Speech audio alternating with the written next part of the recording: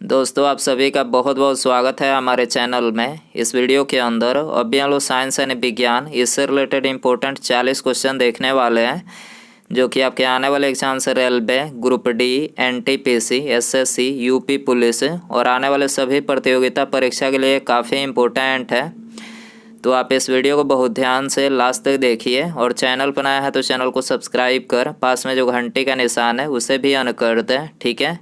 और ये total 40 question है, ठीक है। तो आप इन 40 क्वेश्चन में से कितने क्वेश्चन जो है सही कर पाते हैं अपना स्कोर कमेंट बॉक्स में ज़रूर बताएं।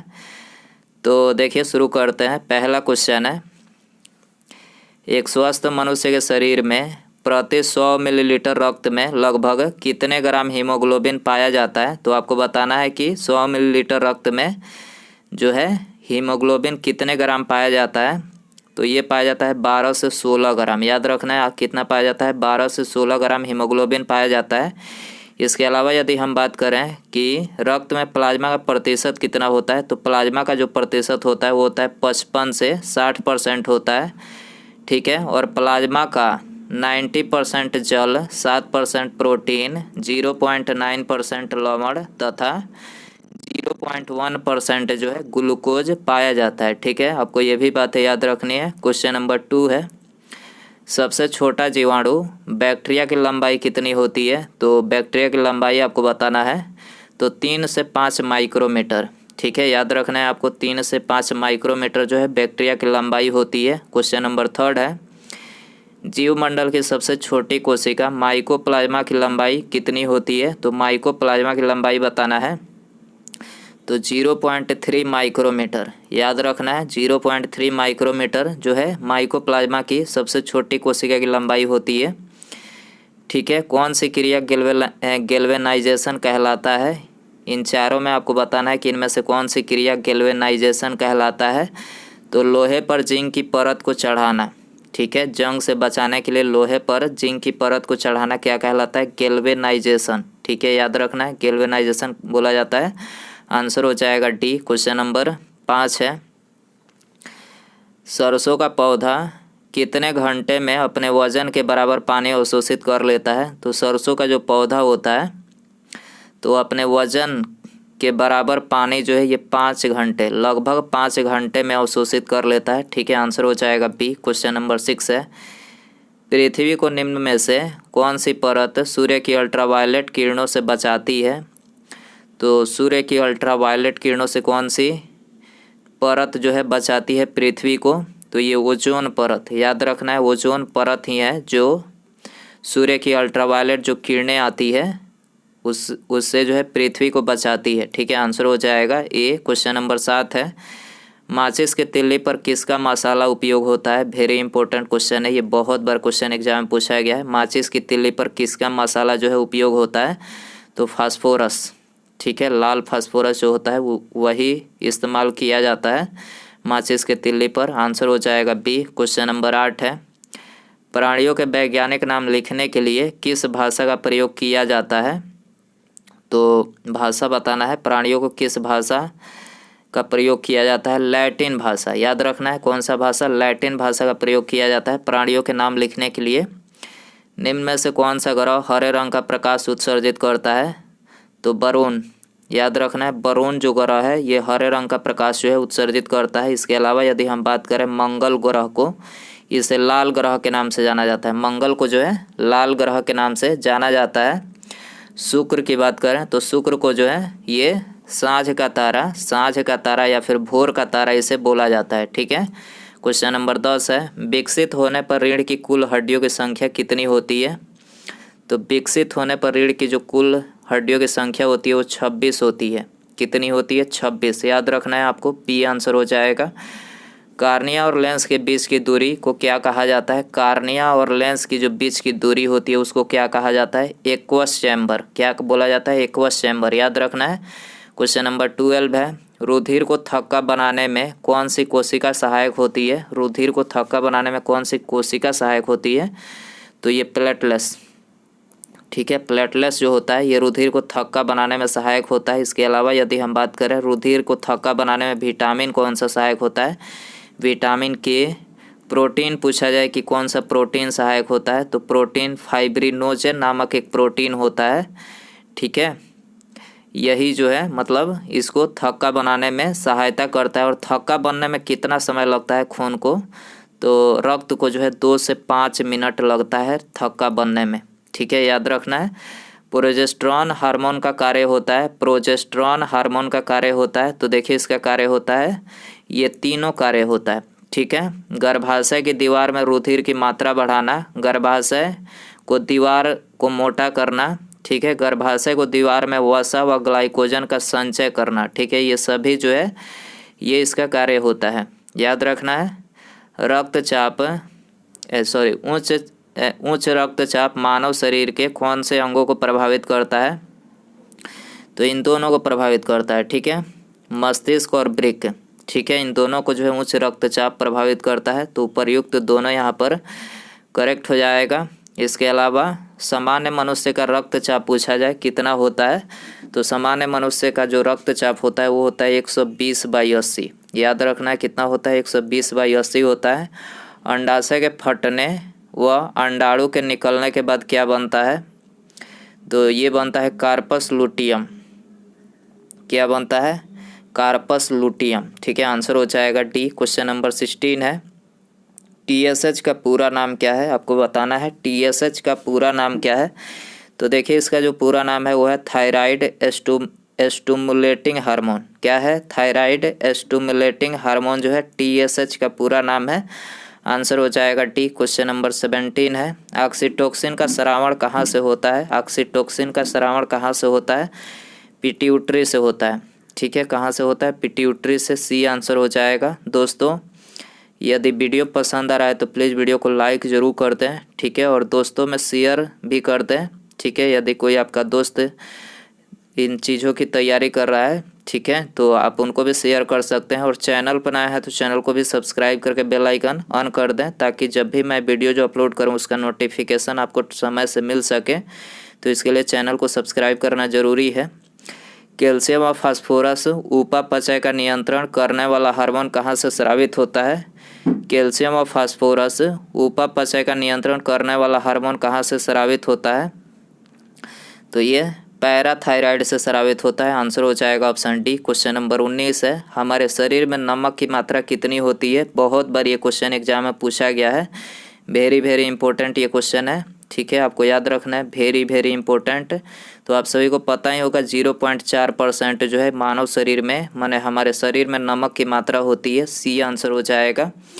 वृद्धि हार्मोन है, वृद्धि हार्मोन बताना है, ठीक है, ग्रोथ हार्मोन जिसे बोला जाता है, तो STH, ठीक है, STH जो है ये वृद्धि हार्मोन है, आंसर हो जाएगा सी। क्वेश्चन नंबर 21 है, यदि किसी सामान्य व्यक्ति को एड्रेनलिन का इंजेक्शन लगा दिया जाए तो उसके हृदय की क्या होगी, गति पहले बढ़ जाएगी तथा बाद में सामान्य हो जाएगी। यदि किसी व्यक्ति को एड्रेनलिन का इंजेक्शन लगा दिया जाए, आपातकालीन ग्रंथि मतलब इसका मतलब इंजेक्शन लगा दिया जाए, तो गति पहले बढ़ जाएगी तथा बाद में सामान्य हो जाएगी, ठीक है, याद रखना है, सी आंसर हो जाएगा। एक गर्भवती स्त्री जिसको बच्चा होने से पहले बहुत दर्द चल रहे हो, उसे बच्चा शीघ्र होने के लिए किस प्रकार का हार्मोन दिया जाए। एक गर्भवती स्त्री जिसको बच्चा होने से पहले बहुत दर्द चल रहे हो, उसे बच्चा शीघ्र होने के लिए किस प्रकार का हार्मोन दिया जाए, तो देखिए उसे जो है जो चिकनी मांसपेशियों को सक्रिय करे, ठीक है, जो चिकनी मांसपेशियों को सक्रिय करे वो वाला हार्मोन दिया जाना चाहिए, ठीक है, आंसर हो जाएगा ऑप्शन ए। क्वेश्चन नंबर 23 है, बहुत से मनुष्यों का चेहरा गोरिल्ला के समान तथा हाथ पैर बड़े होते हैं, इसका कारण क्या है, तो इसका कारण आपको बताना है। तो देखिए इसका कारण सामान्य कारण है, वृद्धि हार्मोन का परिपक्व अवस्था में पहले ही अधिक स्राव, ठीक है, वृद्धि हार्मोन मतलब समय से मतलब आवश्यकता से अधिक यदि स्रावित होती है तो ऐसा ही होगा, गोरिल्ला के समान चेहरा हो जाएगा और हाथ पैर जो है ज़रूरत से ज़्यादा लंबे हो जाएंगे, ठीक है, तो यही इसका कारण है, आंसर हो जाएगा डी। क्वेश्चन नंबर 24 है, बौनापन किस हार्मोन की कमी के कारण होता है, वेरी इंपॉर्टेंट क्वेश्चन है।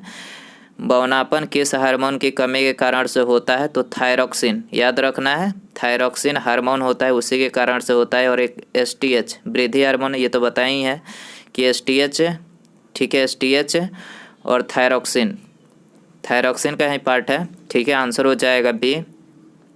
इसी कारण से जो है मनुष्य में बौनापन होता है, आपको याद रखना है। स्त्रियों में अंडोत्सर्जन सामान्यतः होता है, तो अंडोत्सर्जन जो होता है रजो चक्र के बीच में होता है, रजो धर्म चक्र के बीच में जो है अंडोत्सर्जन होता है। आंसर हो जाएगा ऑप्शन सी। क्वेश्चन नंबर 26 है, कभी कभी गाय या भैंस के दूध निकालने से पहले इंजेक्शन लगाया जाता है, वह होता है, तो वह कौन सा इंजेक्शन?